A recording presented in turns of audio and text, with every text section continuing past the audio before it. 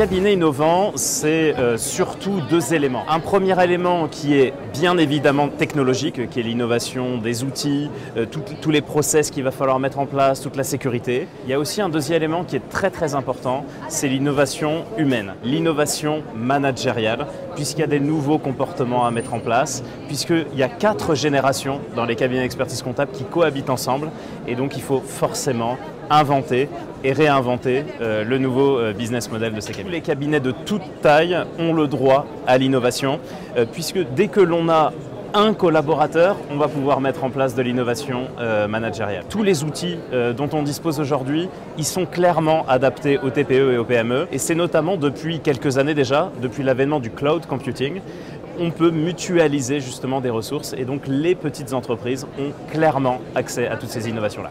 Pour concilier une activité traditionnelle d'expert comptable et de chef de projet, ce qui est important, comme toujours, c'est de maîtriser son temps et de gérer son temps.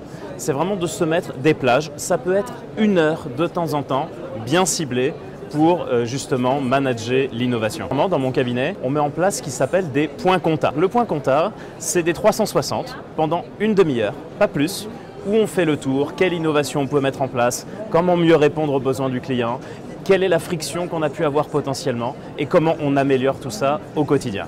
Et donc on le fait 1 fois par semaine. Être un cabinet innovant, c'est une vraie réponse pour trouver des collaborateurs. Les innovations, le digital, le management se réinventent. Et si le cabinet a bien pris conscience qu'il y avait de grandes différences à la fois technologiques et à la fois managériales, ça apporte forcément un avantage concurrentiel pour recruter des jeunes talents ou des moins jeunes talents. Ce que l'on peut attendre des nouvelles générations dans les cabinets, c'est de se porter garant de l'innovation des cabinets.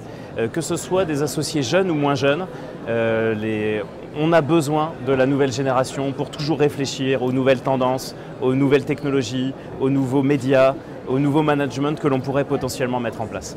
Et donc j'attends vraiment de cette jeune génération qu'ils prennent à bras le corps cette idée-là. Ils ont un vrai rôle à jouer, ils ont une énergie débordante à partager dans les cabinets d'expertise comptable et donc on attend vraiment que cette énergie soit mise au profit de la profession.